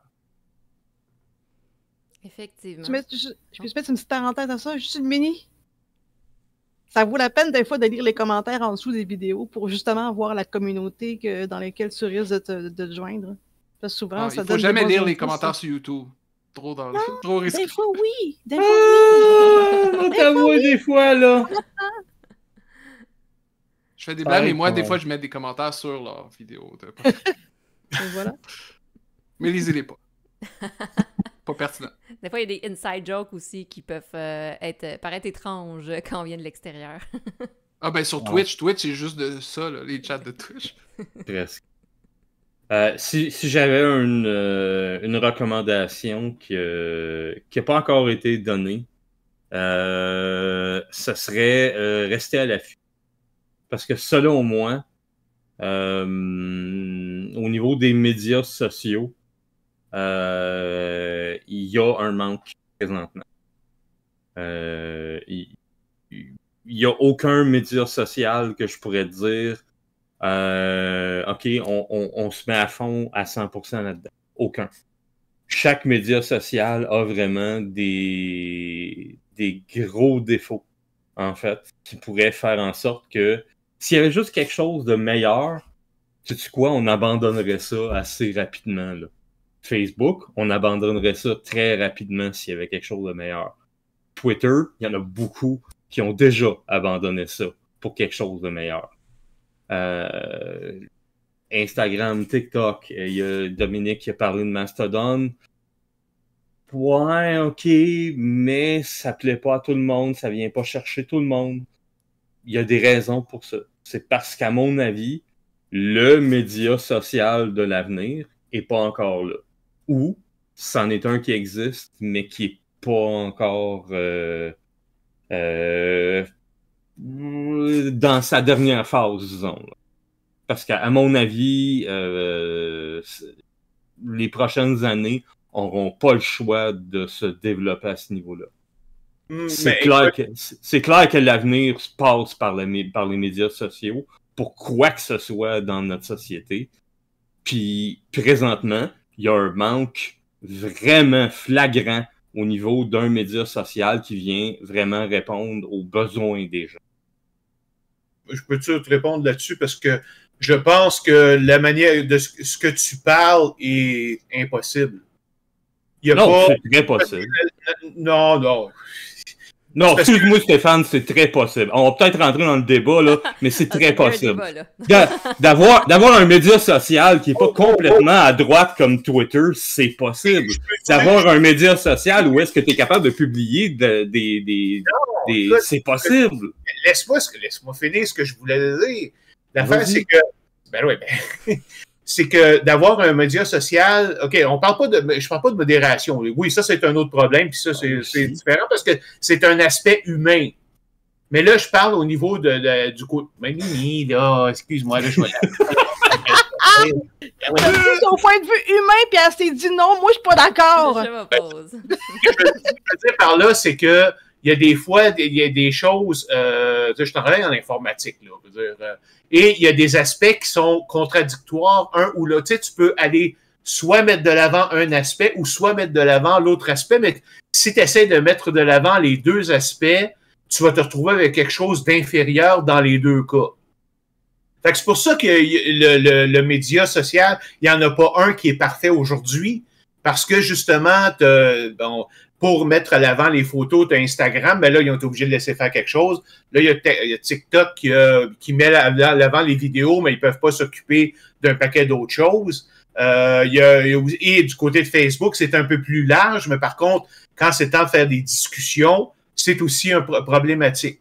Là, je parle pas, comme je dis, je parle pas de modération. Quand tu disais tantôt, il y a des meilleurs que Twitter, disons qu'il y a des meilleurs aujourd'hui que Twitter aujourd'hui, X, là, parce qu'effectivement, depuis que l'autre, depuis que Mox a acheté, là, c'est rendu un objet de propagation de la droite. Mais ça, c'est comme de la politique, on n'entrera pas là-dedans.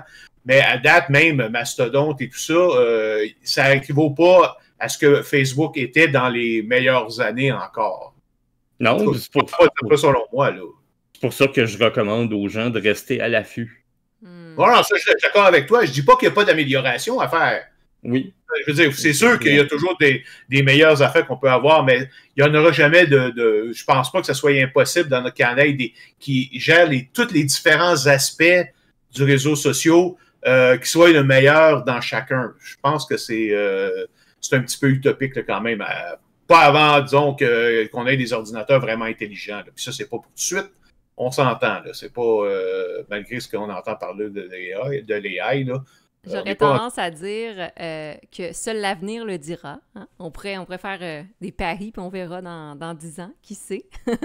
Mais j'en comprends qu'effectivement, c'est quelque chose qui amène à réfléchir, à dire comment utiliser les médias sociaux, quels médias sociaux, il n'y a pas de médias sociaux, médias en général, de parfait ou de complètement adapté non plus aux jeux de rôle, puis autant dans la diffusion que la création de jeux de rôle. Est-ce que vous vouliez ajouter sur des conseils justement dans l'utilisation des jeux de rôle avant de passer à la finale et dernière question ouverte?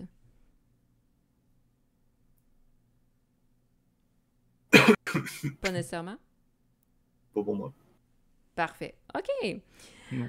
En fait, bon, une question ouverte que je voulais voir avec vous, tant que vous soyez tous ici, c'était justement de vous-même. Est-ce que vous avez des questions que vous voulez poser aux autres personnes présentes?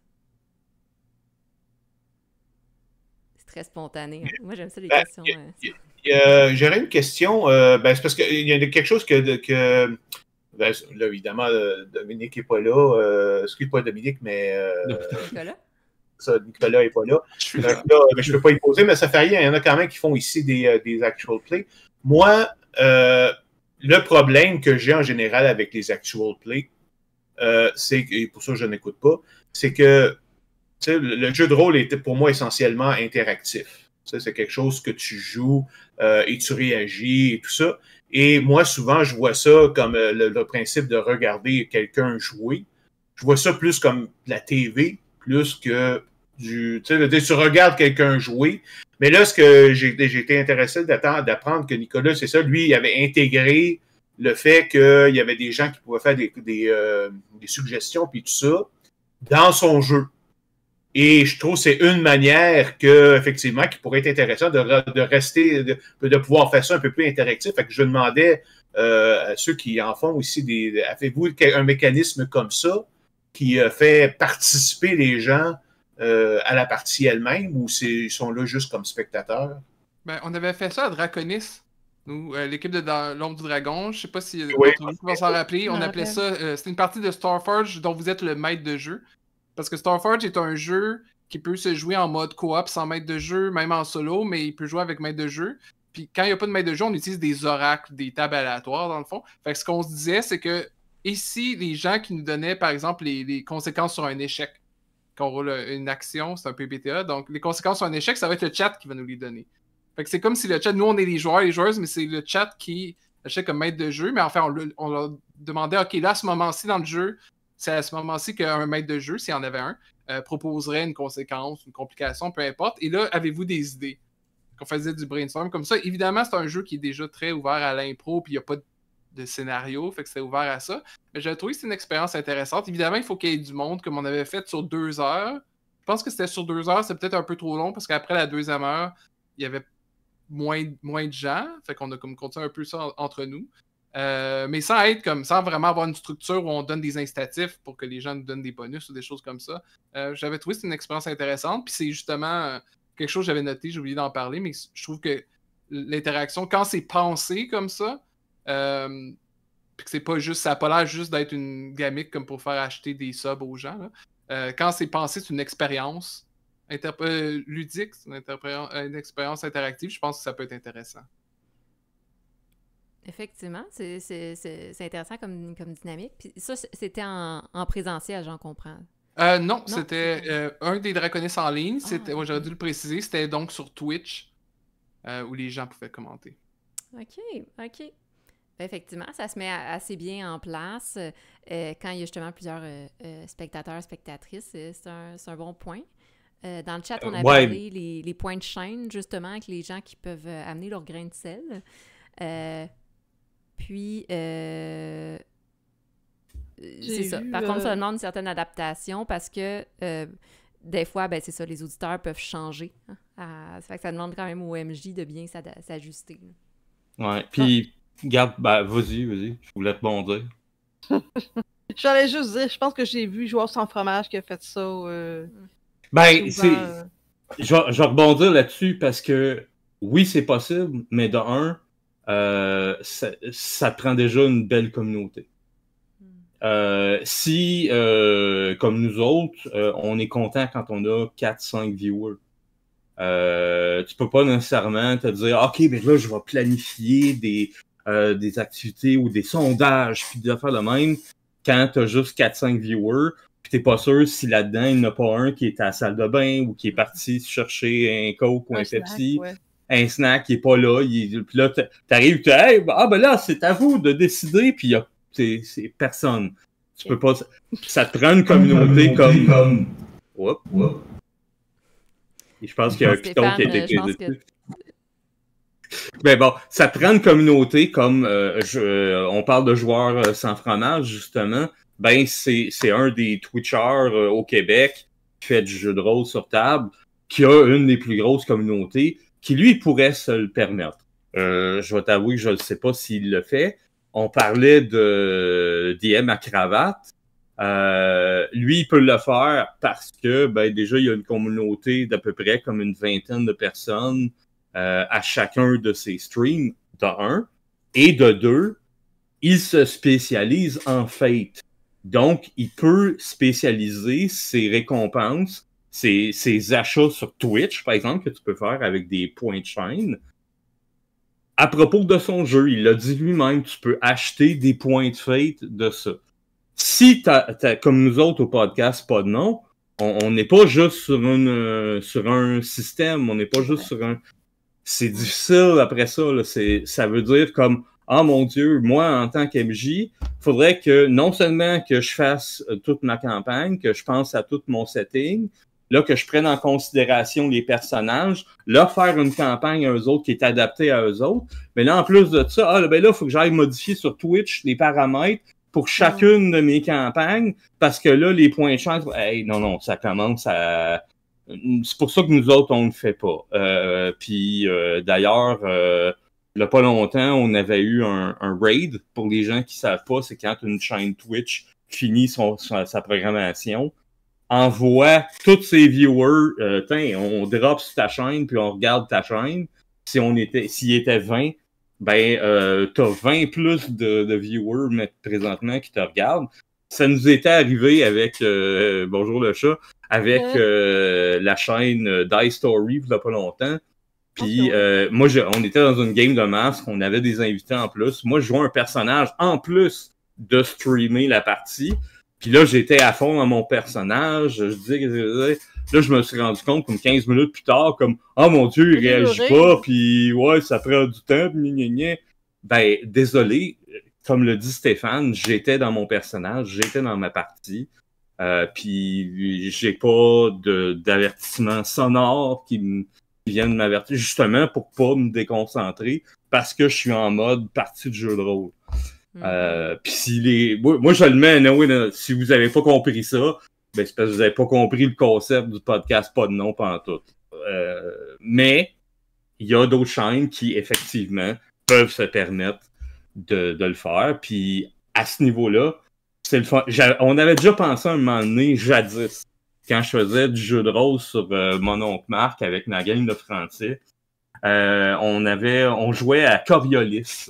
Puis on avait pensé que ça serait le fun parce qu'il y a des grosses mécaniques de pilotage de vaisseau dans l'espace. Puis dans le groupe, il y avait pas je pense qu'il y avait pas de pilote. Non, il y avait pas de capitaine. C'est ça. Il y avait pas de capitaine au niveau du groupe.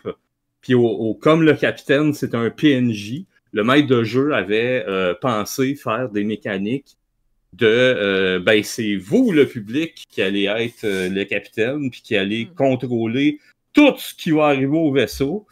On l'a fait une fois. Par contre, encore là, comme je le dis, c'est que ça demande ça demande un travail de préparation qui est plus, qui demande plus d'énergie. Puis si t'as pas ça déjà au départ, fais pas. Effectivement. Puis je pense pour être débutante MJ ici, c'est clairement pas quelque chose que je ferais. Non, ça demande, je pense, des années d'expérience, de confiance, puis de connaissance des médias sociaux aussi. Hein? Juste gérer des fois l'aspect visuel et technique, c'est déjà un bon défi en soi. Ça devrait prendre littéralement quelqu'un qui joue même pas, qui fait ça. Exact. C'est juste qui ne veut pas jouer puis juste faire Si jamais il y a des volontaires, écrivez. Ben, Marc l'a déjà fait. Il y a plusieurs grosses chaînes de streaming qui, justement, quand ils sont rendus à 50 viewers ou peu importe, ben, tu te rends compte qu'il y a des gens qui sont là pour la modération de Twitch uniquement. Ouais. Donc, ça permet après ça, autant aux streamers qu'aux DM, des fois c'est la même personne, hein. Il y a des hommes ou des femmes orchestres. Beaucoup sur Twitch, beaucoup plus que vous pensez. Donc, ouais, non, c'est oui. Dans le chat, Cactus Phi dit que la communauté, justement, du DM à cravate s'est bâtie au fur et à mesure avec... C'est l'interactivité, dans le fond, qui a amené les gens. Ça a aidé à fidéliser l'auditoire. Mais effectivement, c'est là, ça vient... Je pense, comme ça a été nommé un peu tout à l'heure, mais ça dépend aussi le type d'auditoire, puis de voir est-ce qu'on va être un auditoire actif ou, exemple, sur Twitch, des fois, certaines personnes qui écoutent ça en arrière-plan faisant autre chose. Ça dépend vraiment du profil aussi d'auditoire. Là. S'ils veulent en faire un podcast, par exemple, ou je pense aussi à d'autres streamers comme, je sais que Tyraneuil, lui, dans ses parties, il met un avertissement pour dire qu'il ne regarde pas le chat. Ils sont vraiment dans l'immersion, ils sont vraiment dans la partie. Il faut juste mettre un avertissement qui revient périodiquement. Tout ça, c'est des choix. Ça dépend de ce que vous voulez, quel genre de public vous voulez attirer, quel genre de communauté vous voulez. C'est vraiment au choix, c'est des préférences personnelles. C'est un très bon conseil, ça. Des fois, justement, si jamais vous voulez débuter, débuter dans le jeu de rôle et l'utilisation des médias, allez voir justement toutes les autres parties qui existent pour voir ces petits trucs-là comme ça. Puis, des fois, on prend, puis on crée quelque chose qui nous convient aussi. Là. OK. Est-ce qu'il y avait d'autres questions ou interrogations? Sinon, je pense qu'on peut terminer la belle discussion là-dessus. Je sais qu'il y en a parmi vous, justement, qui ont aussi des parties après. Donc, on va vous laisser une pause cérébrale, aller bouger un petit peu. Dans une demi-heure, oui. T'avais pas une autre question, il me semble, non? Ou pas? Bon, j'avais été, je pense, avec ces 3 questions principales-là. Est-ce que toi, Marc, t'avais noté quelque chose? Non. Ça va. Ça va? Dans le chat, je pense pas qu'il y avait de questions. Je les ai posées au fur et à mesure. Osez demander de l'aide, effectivement. Quand on est... très rapidement, est-ce que vous avez des ressources en tête, justement, si... Là, on parle plus au niveau du jeu de rôle, mais des personnes qui veulent commencer à faire du jeu de rôle en ligne un peu plus ou justement dans l'utilisation des médias sociaux. Vous en avez nommé un peu au fur et à mesure, mais disons qu'on fait un petit wrap-up. Déjà, choisir sa plateforme. Choisir la façon dont on veut présenter son actual play. Oui, déjà, on peut penser déjà à des plateformes comme Roll20, Foundry. Mais il y a eu Dominique, d'ailleurs, qui nous a fait une partie sur Miro. Qui habituellement sert pour des présentations de je sais pas quoi en entreprise. C'est comme un tableau blanc. Ouais, c'est ça. Sur lequel tu peux mettre des PDF, des images, toutes sortes d'affaires. Donc, tu peux mettre des fiches de personnages, puis aller... En tout cas, tu sais, choisir ta plateforme. Renseigne-toi, il y en a plusieurs. Tu te recherches sur Google, ben en masse. On en a déjà nommé 3. Il y en a d'autres, évidemment. Ensuite de ça, si tu veux diffuser, je ne peux conseiller que OBS Studio. Il est gratuit, il est open source, et bien qu'il n'est peut-être pas si user-friendly que d'autres, il reste qu'en bout de ligne, c'est probablement un des plus stables. Donc, déjà avec ça, vous allez pouvoir partir. Ensuite, voir, c'est bien beau tout ça, mais où est-ce que vous allez diffuser votre partie? Évidemment, il y a Twitch, YouTube. Ou n'oubliez pas que Twitch, si vous avez un compte gratuit, après 2 semaines, ça part. Donc, oui, vous pouvez avoir l'interactivité, mais vous pouvez... Après ça, vous pouvez décider. Vous pouvez on diffuse d'abord sur Twitch, ensuite on envoie ça sur YouTube. C'est tout, ça peut s'interconnecter. Ça fera partie de votre apprentissage. Ensuite de ça, là, il y a tout le niveau marketing, publicité. Puis c'est pour ça que nous autres, on a une Xeno.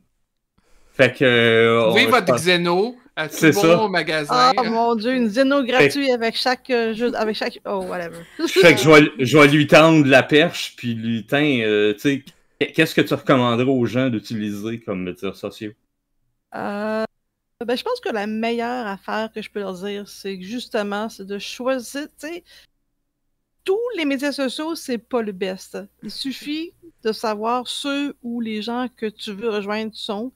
C'est con à dire, mais je veux dire, si tu veux des gens qui chiolent, pas sur X, c'est trouve ta communauté, teste-la un petit peu, puis c'est OK d'essayer une plateforme puis de switcher à une autre un moment donné si tu te rends compte que ça marche pas. Le monde va dire les stats, ça a baissé tes stats, mais je veux dire, regarde.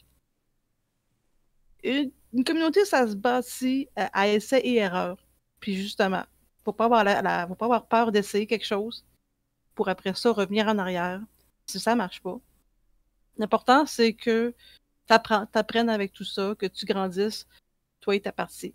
Et comment dire? Qu'est-ce que j'ai à dire d'autre?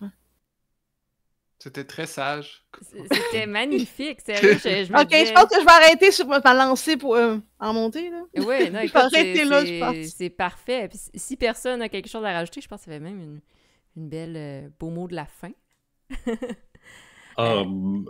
Si vous voulez peut-être rajouter une petite affaire au niveau de votre stream d'Actual Play, Discord pour ce qui est du son, parce que j'aime beaucoup Roll20, là, mais au niveau son, tout ça, Discord est bien meilleur, puis vous allez vous en rendre compte. C'est pas pour rien qu'il y a beaucoup de rôlistes qui sont passés là, puis c'est devenu leurs médias sociaux, c'est leur communauté. C'est parce que tout est là, vidéo, c'est tout là. Ensuite de ça, c'est quelque chose que j'ai appris suite à la CyberConf. Une conf qui a eu, une convention en ligne qu'il y a eu à l'époque de la COVID. C'est un petit site web qui s'appelle Vidéo Ninja. Moi que j'adore énormément pour ce qui est des vidéos. Puis également au niveau du son, si jamais vous avez caméra vidéo, vous voulez avoir ça, cette interactivité-là, au niveau de ce que vous voulez montrer, ça va super bien avec OBS, sincèrement, là. Et comme c'est juste un site web, c'est pas quelque chose que vous devez télécharger. C'est juste, vous vous rendez là, vous faites votre chambre pour ça. Ensuite, toute la technique se passe là. C'est tout. J'ai rien d'autre à dire. C'est très pertinent. Effectivement, j'ai découvert Vidéo Ninja avec toi, justement, puis c'est génial. Juste cliquer, tout s'installe. Exemple, nous, ici, en ce moment, on est sur Discord et on utilise OBS. C'est quand même bien. Puis moi, je suis paresseuse un peu au niveau de tout le setting. J'ai juste copié-collé ça. C'est ça, c'est un setup pas si pire, juste les vidéos sur Discord, là, voilà. ça marche très bien.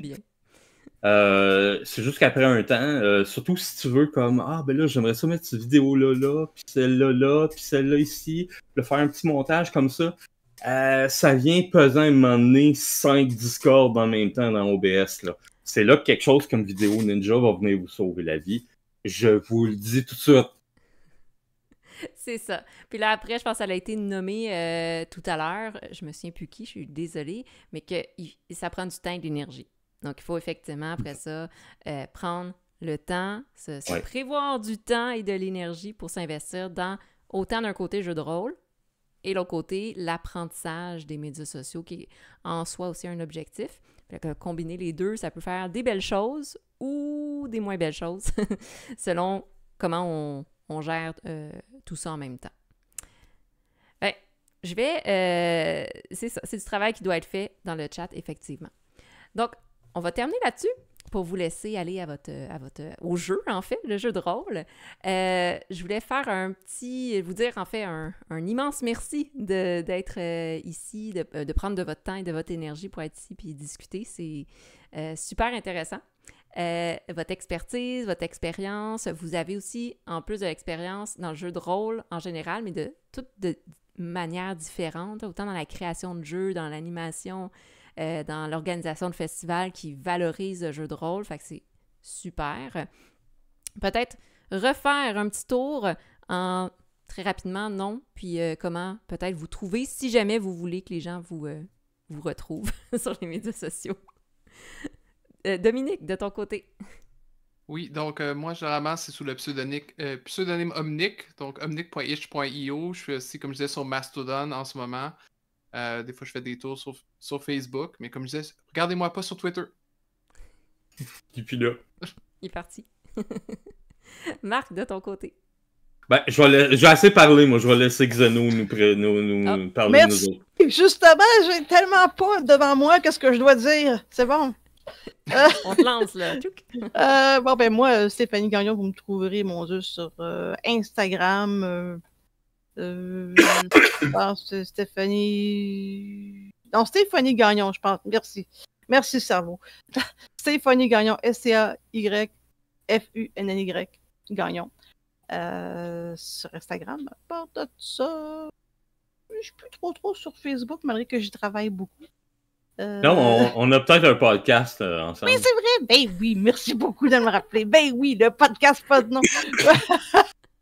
Sur Instagram et Twitch, pas de nom, PODNOM. On est vraiment classe. On voulait pas se faire actionner par You Know Who.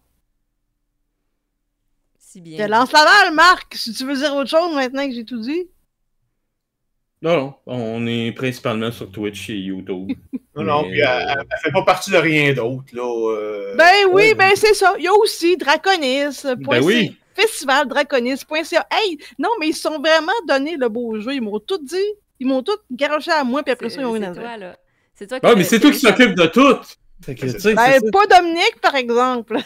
Ah, ben maintenant que j'y pense, tu veux gérer mes réseaux sociaux. Attends, moi aussi. On en parle. Donc, vous avez compris, Stéphanie est une personne On va importante. faire un meltdown en direct, là. Mais elle charge, attention, elle fait pas ça gratuit, là. ben oui. J'espère, si c'est ta profession. Je charge avec une mention de Bob.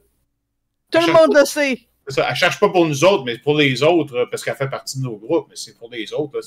Là. Une vraie professionnelle. Non. Et je suis très heureuse quand quelqu'un lâche un Bob ou un Robert dans une partie. Il y a pas mal au moins 2 personnes là-dedans qui le savent. C'est ça. Ben, moi, je suis essentiellement sur Facebook, Stéphane Thériault, là, c'est pas, j'ai pas de pseudonyme. Mon podcast, il y a sa page Facebook qui s'appelle le Zen des campagnes à long terme, si vous voulez voir ça. Pour ça, évidemment, on est sur le Festival Draconis, la page et le groupe sur Facebook. On a notre site web, festivaldraconis.ca. On a notre Discord qui est ouvert à tout le monde, que vous pouvez vous joindre. Évidemment, entre les festivals, c'est un petit peu plus mort, ça c'est normal, mais dès que les périodes arrivent, là, ça se réactive. Puis c'est à peu près ça. Super. Ben, pour finaliser, je redis, moi c'est Elsa, de Ludipsy. Généralement, je parle de santé mentale et de jeux en général. Je pense que les médias sociaux abordent un peu la santé mentale dans ce sens que santé, bien-être. On en a parlé un peu tout à l'heure, de faire attention de ne pas être trop d'un côté ou de l'autre. C'est ça. Aujourd'hui, on parlait de jeux de rôle et médias sociaux. Merci à tous ceux et celles qui ont été présents, qui nous ont écoutés, ou ceux qui vont nous écouter en rediffusion. Donc, sur ce, je vous souhaite une bonne soirée, journée en général, et amusez-vous dans le jeu de rôle. Salut! Merci, bye.